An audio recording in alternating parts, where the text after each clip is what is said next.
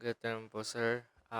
Ngayon po, gagawa po ako ngayon ng HTML website or business website po na kung saan kabilang ang home, about us, and contact us, and the rest is the container na makikita po natin mamaya.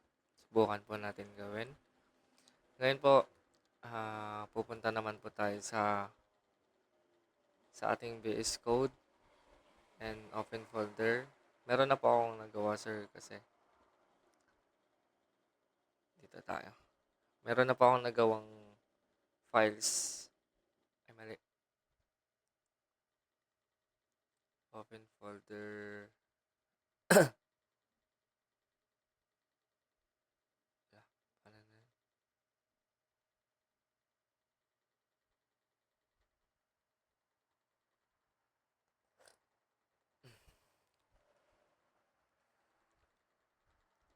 Answer. Ito yung ginawa ko kanina. Ang inaaral ko pa po. And ngayon po, gagawa tayo ng, start po muna natin if gumagana siya.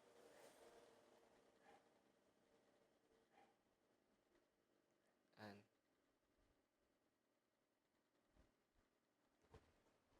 PHP Artisan Serve. So, gumagana po. So, meron nga. Stop ko po muna. Ngayon po,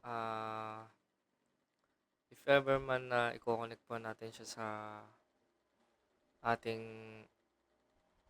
SQL, pwede naman po. Po siya. And database log 1. Kasi kung ano po yung nakapaloob, and punta po tayo sa PHP admin. Gagawa po tayo blog 1. Yan po. So, connected na po yan. And ngayon po, pupunta naman po tayo sa routes. Itong routes, pinaka-function po ng website. And meron na po ako ditong nakalagay sa routes. And before pala tayo pupunta doon, kailangan muna natin mag-create ng container. PHP artisan make container page controller container controller. Tingnan po natin dito. Controller, controllers, controller.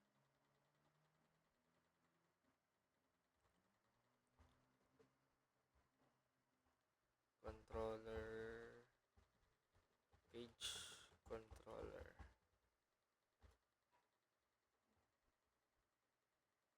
So, meron na tayong page controller. Dito naman po is ilalagay po natin, before po muna tayo, dito muna, yung function. Ilagay po muna natin yung function. Ito yung function nung controller natin. Ngayon po kung nakita nyo, ito po yung route niya po is home. Yung makikita po natin mamaya sa pag-create. Inuna ko na po siya para madali na lang po at hindi nakakalito. At ngayon po, punta naman tayo sa resources, views, welcome. So, dito naman po, new file, home, blade.php. Create natin tayo na isa. About blade.php. Isa pa. Contact blade.php. So, ito pong tatlo yung gagamitin natin na nakapaloob po sa routes natin. Ko-connect po ito dito. So, ngayon po, yung home, meron na din po ako sa home. And before pala sa ilalagay ko na rin po pala yung page control para mas, po siya, mas matatawag niya po, makokol niya po yung mga mga nailagay po natin sa routes po. Copy paste natin. And sa home, may home na po ako. Nagawa. Home. And check natin mamaya. Pwede natin palitan. Home. Home. Ito po yung home. Lagyan natin ang title. Roger Bongkabel.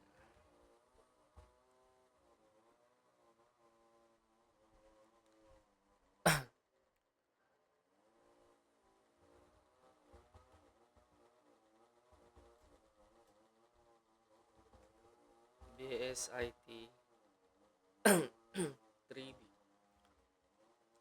And tanggalin na po natin tong footer niya. Hindi naman na po kailangan. Lagay natin yung sa main page na po. Roger. Yan. Try po natin mamaya. And dito naman po sa contact, meron na rin po. About po muna, about. Sa about, may nakalaan na rin po. And also, yan, about. So, sa contact naman tayo. Yan.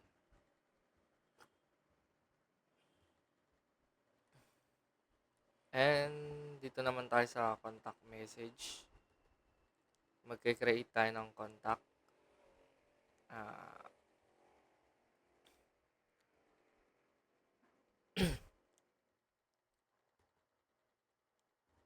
PHP Artisan. Copy na lang natin. PHP Artisan.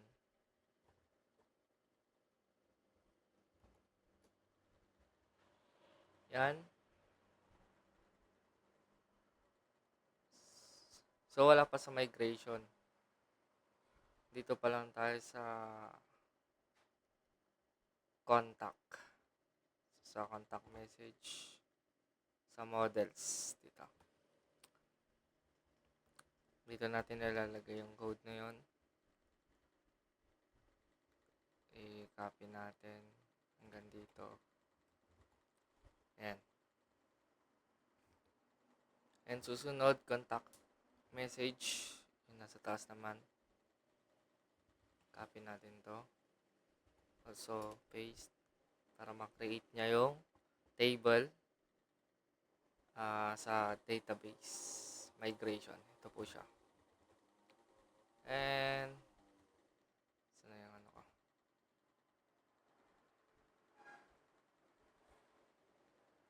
Ito po. Copy natin to. Nandito. Yan. So, sa styles naman po, sa CSS, punta tayo sa CSS. Copy natin tong CSS border natin. CSS code. And hindi niya po madidetect ito. Kailangan nating i-rename styles. Pwede naman po yung gawin yun, pero mas okay na rin yan. So, save natin. Save. Meron pa. Save and try natin siyang PHP Artisan routes clear. Route lang pala. Sorry.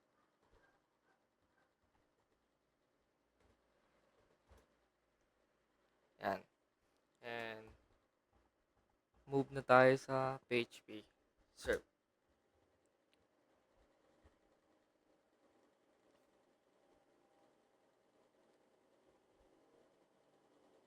Oops. SQL.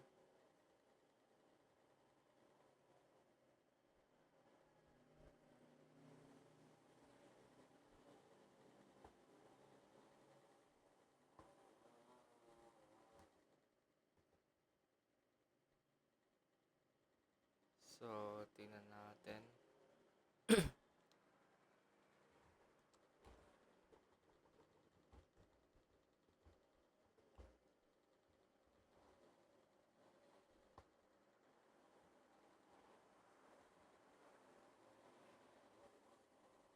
Okay.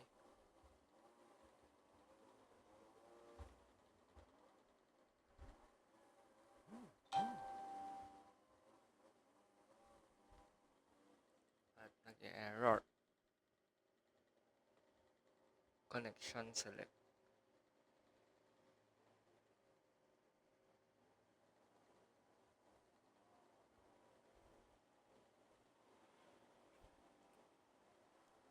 Tignan natin yung vlog 1. Ito yung lalabas niya.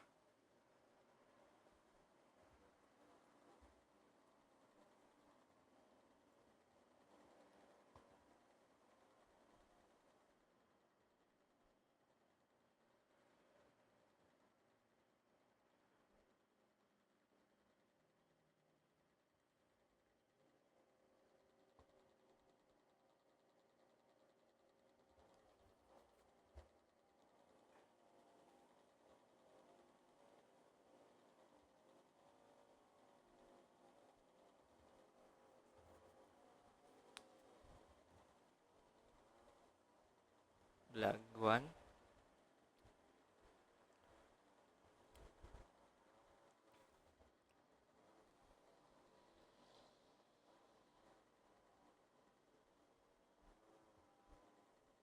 Tama naman.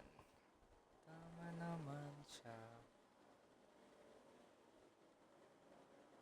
Hindi niya matawa.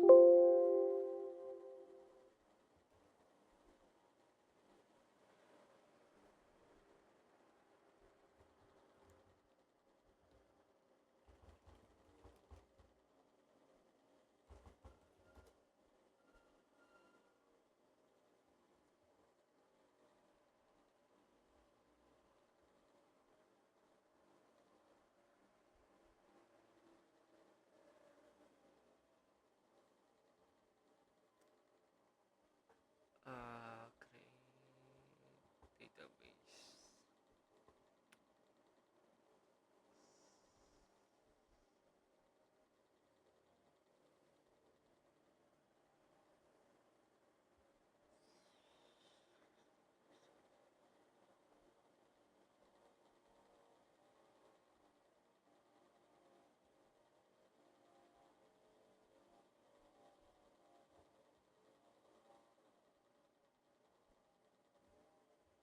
So, try natin siyang palitan ng messages. Kasi, na-call na ata siya.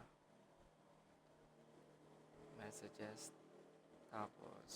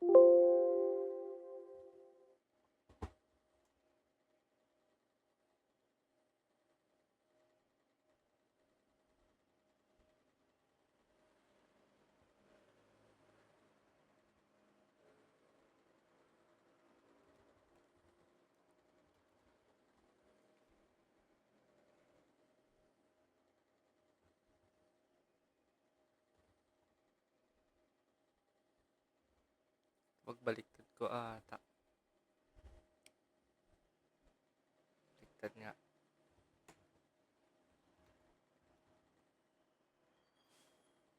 Pag baliktad po ata siya.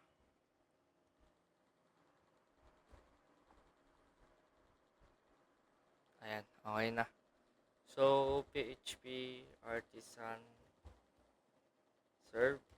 Tingnan natin. Check natin if ever gumana. Ayun. Wala lang yung ano. Styles.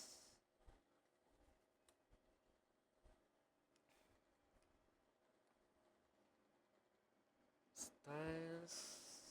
About styles.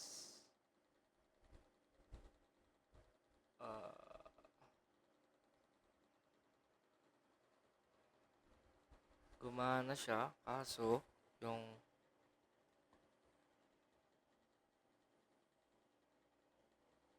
styles niya parang kulang.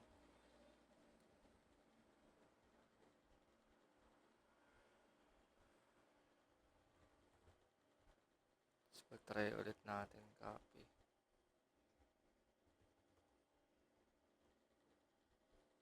So, kulang talaga.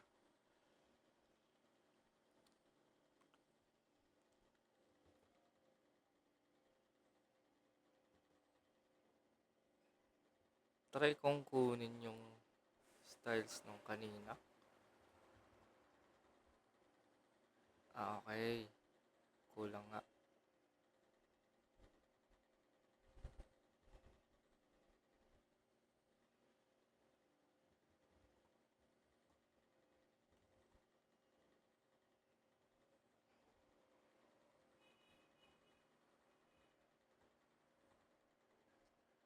Bakit ayaw?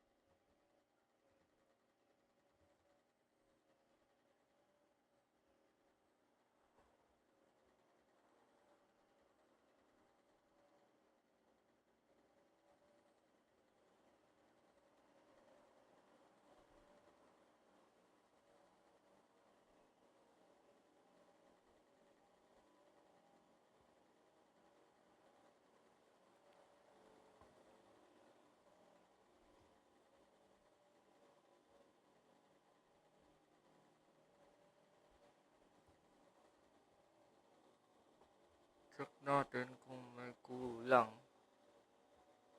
Kasi yung CSS kanina.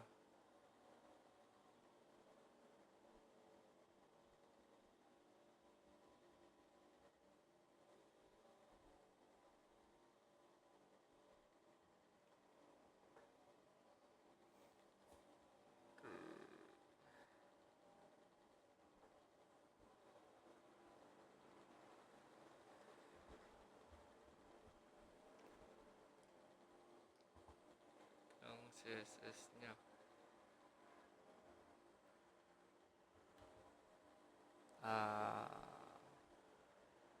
Create contacts.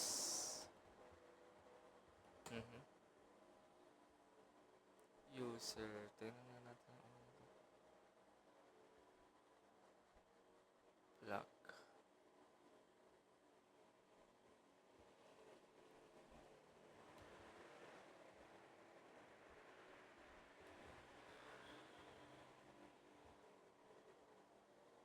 Try ko po ulit to.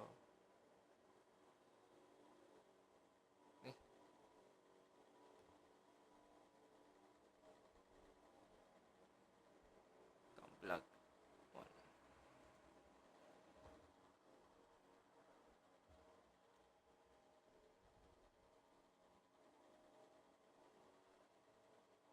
Bakit ay?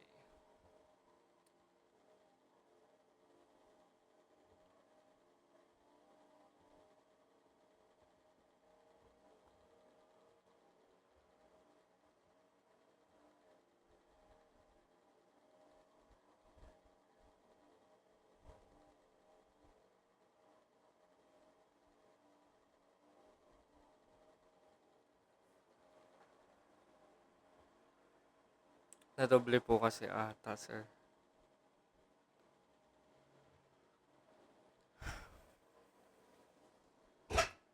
Nadoble yung styles.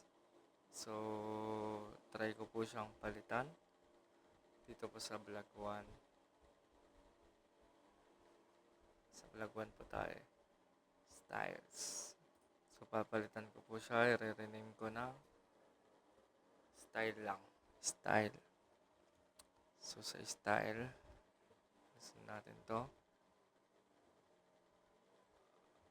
Alisin natin to. Alisin natin to. And lahat pa ng stats.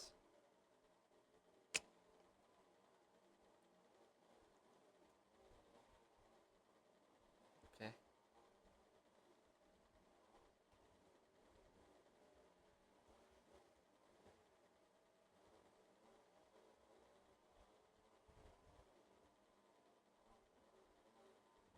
Wait lang. Style, CSS.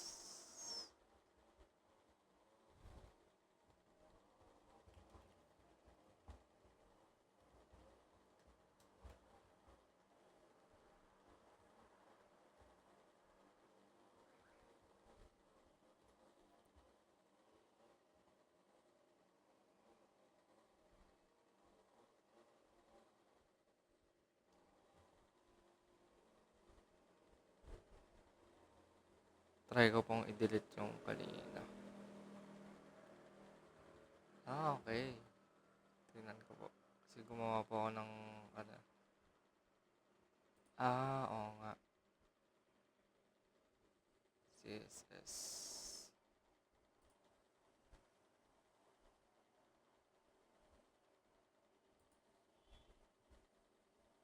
New text.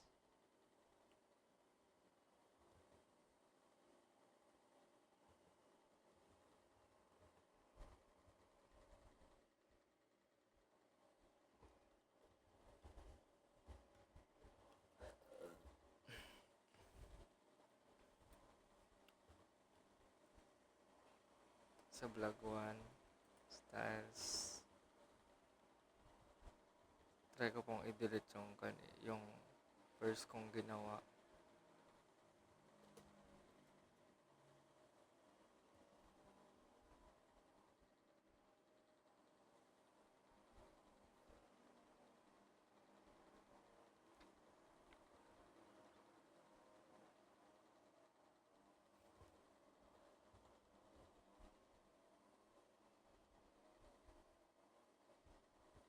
Start ulit natin. Tapos, migrate. Serve. Ayun. So, ang papalitan na lang po natin is ito. Home. Welcome to our business. And alisin na po natin tong footer. And BSIT 3. Check natin. Ayun. About.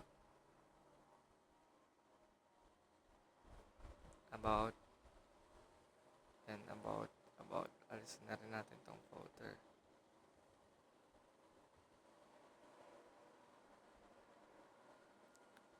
Pag pinindot yung about po, bali tatlo na lang po silang contact. Ito po, maglalagay ng name, email, and message.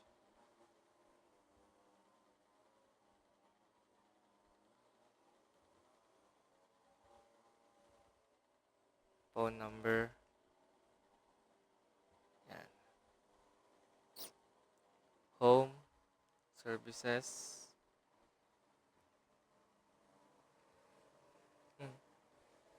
Okay, hindi pala nalagay yung services.